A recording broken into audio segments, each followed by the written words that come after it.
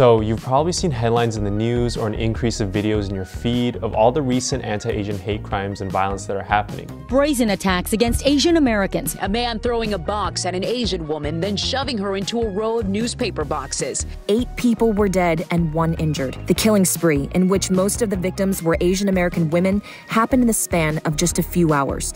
So across the US, we've seen a drastic increase in anti-Asian hate crimes in 2020 versus 2019. In Los Angeles, we've seen a 114% increase.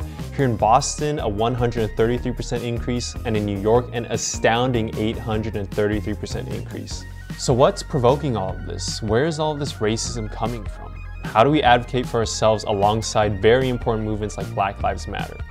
Well, today I'm going to be talking with my fellow student, Jessica Zhang, as well as College of Arts and Science Professor Takeo Rivera to try and figure some of this out and share it with you all. Hey, Professor Rivera. Thank you very much for having me. Appreciate it. Hey, Jess, how you doing? I'm really excited to talk about this. It's a heavy topic, but I'm really glad we're talking about this and able to share this with more people. So first off, I'm curious, how do you feel about what's going on right now? It's pretty simple. I'm pretty pissed off.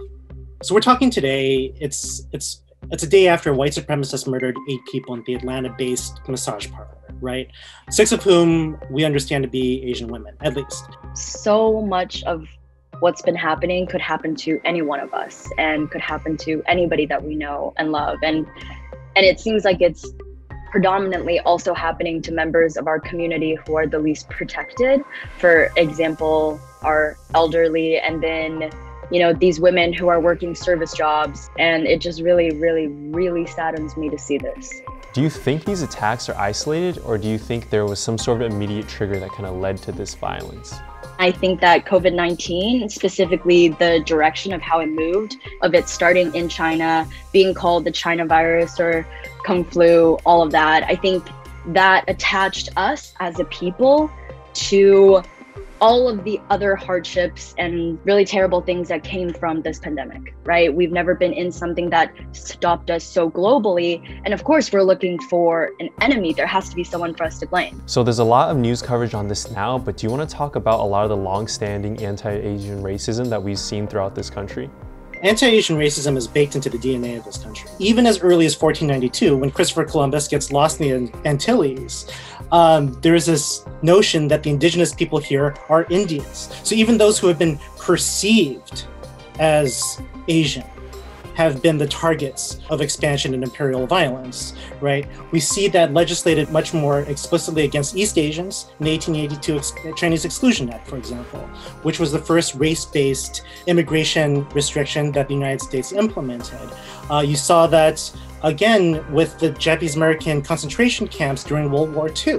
Historical examples abound. However, I do think that it's important for us to also understand that the kinds of racism that Asians experienced in the United States may sometimes be different from the types of racism that, say, African Americans and Latinos experience. It's commonly addressed in the discourse how Asian Americans are seen as these sort of model minority figures, quote unquote, but that always falls apart once it's convenient, once the white capitalist mainstream needs a scapegoat.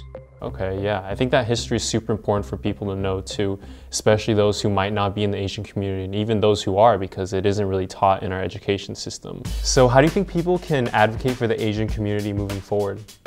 I think number one, what's really important is the listening and the learning.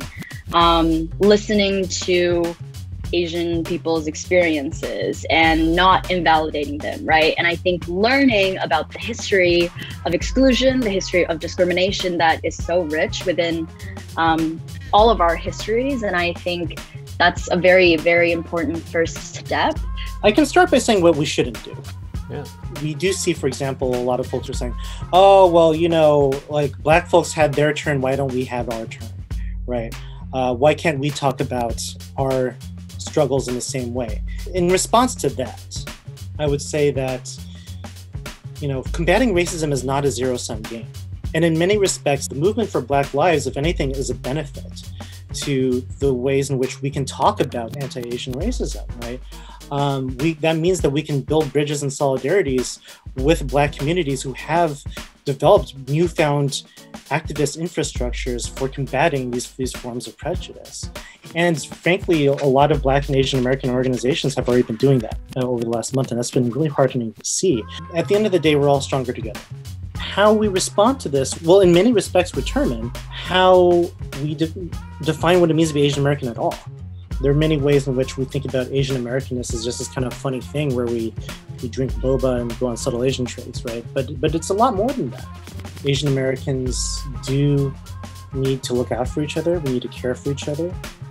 But we also need to make some political choices about who we decide to build bridges with and how we fight the fights that we need to fight.